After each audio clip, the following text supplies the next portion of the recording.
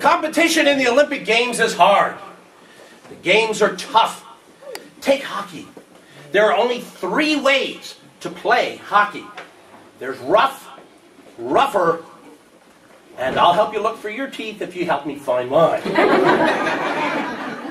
Well, the training is hard too. So with some insightful interviews, we take you to the Olympic Training Center and our ace commentator, Howard Bybell.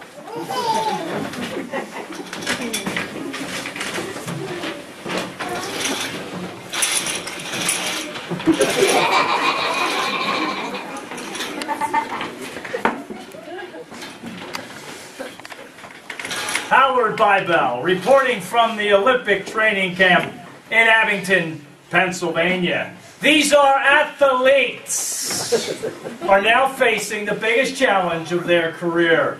Learning with Lutherans, reading the passages of the Bible through the passages of time. Throughout the ages, the Bible has been the champion of champions, even bigger than the Muhammad Ali. The Bible is the greatest for edification and proclamation. The tales of the truth. Stories of genealogy and eschatology. Howard. I'm just telling it like it is, Greta. Telling it like it is. Good evening, everyone. I'm Greta von Jockenheffer, famous female sports announcer. We're here tonight to interview world-renowned Olympic athletes as they train for the Games by learning God's Word. We have our first athlete, Michael Phelps, everyone.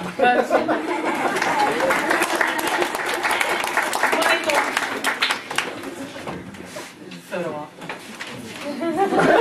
Michael, you have won more gold medals than anyone ever. You are possibly the best swimmer in the history of humankind. How do you do it? Well, Greta, that is a great question. I appreciate you asking me that right now. I break it down like this. See, I swim as if the entire Egyptian army is following me. And you see, I do what I can to try to swim across the Red Sea with my buddy Moses. He's not here tonight, so. But Michael, they didn't swim. They walked right through the Red Sea. I mean, that was the whole point of parting the Red Sea. God delivered the Hebrews from their enemies.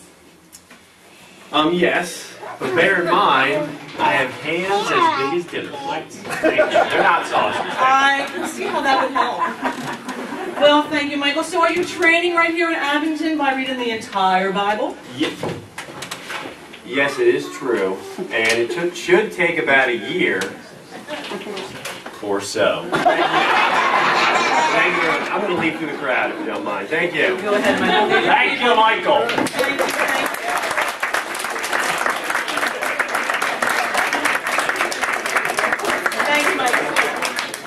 Up here. Thank you.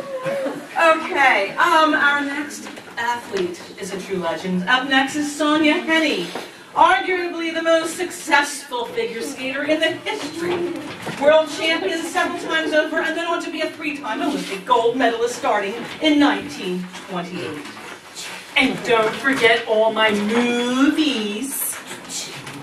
Oh, who can forget? 1928, wasn't it? Yeah. My first gold medal was in 1928. So that makes you, what about 110 years old? Oh, a lady does not ever reveal her age. So Sonia, what are you training for in the 2012 Olympics? Any new events? Oh, yeah. It's very new to this country. It's called liturgical skating. Liturgical skating? I've never heard of it. Oh, it's the bee's knees. All the Norwegian Lutheran churches are doing it. Sounds great. I'll be sure to catch that event. So, Miss Henne, does anyone in the Bible inspire you to be a great Olympian? Oh, yeah. There's the beautiful Queen Esther. And she was so pretty. She found a handsome prince, and they married. And they lived happily ever after. And then they skated around, and around, and around, and around, just like in my movies. I'm pretty sure they didn't have any skating rinks in ancient Persia. Oh well, maybe it was skiing. Thank you, Sonia. Okay, up next we have Nadia. What's it? 10! A perfect 10! Good evening, Nadia. I love the lipstick. My, you certainly have changed. Good evening, Pastor. I'm glad to be here. We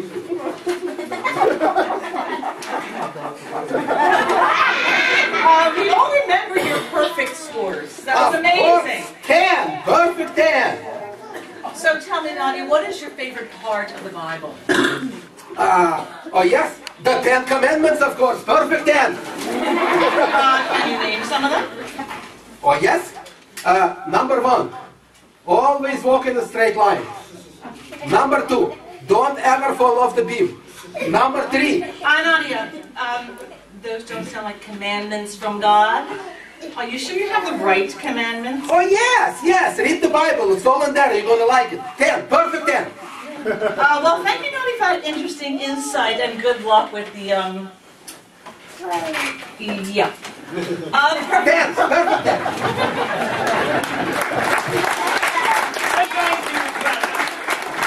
This is Howard Bible, reporting from Abington, Pennsylvania, where these athletes are training for the biggest challenge of their career.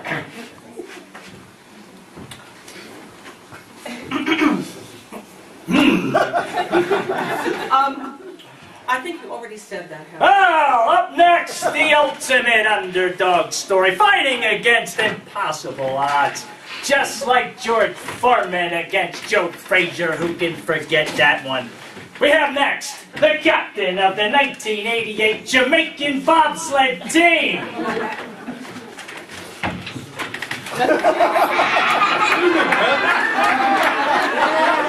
Ladies and gentlemen, the captain of the 1988 bobsled team. Come on in here, let's have an interview.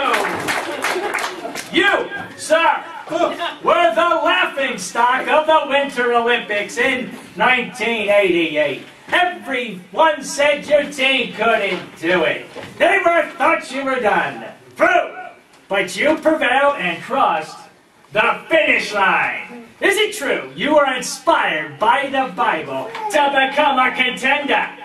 It is the love of Jah that sees us through the tough times. His eye is on the sparrow.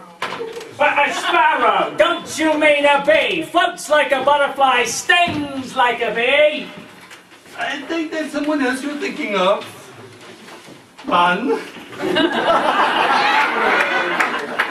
But yes, I cannot see much with these glasses on. I will perhaps remove the glasses. It's okay for the interview, Mr. Jamaican bobsled team member. Our team was inspired by the story of David and Goliath. Really? Wait a minute, you're saying David and Goliath? Yes, little David was the shepherd boy, outmatched by the giant Goliath. God gave him strength and skill when he needed it. Yes, the tale of the tape. We've heard it before, ladies and gentlemen. 8-foot Goliath in this corner with a reach of a whole lot of cubits versus the contender, a little boy who turns down the king's armor. Just a few stones, never before in the history of boxing. Prayer and the knowledge will get you through.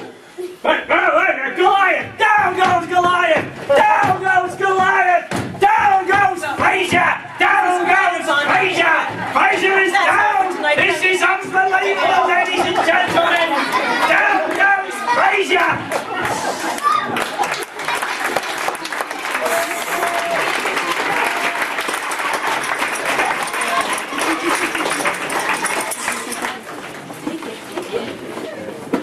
Engineers are coming.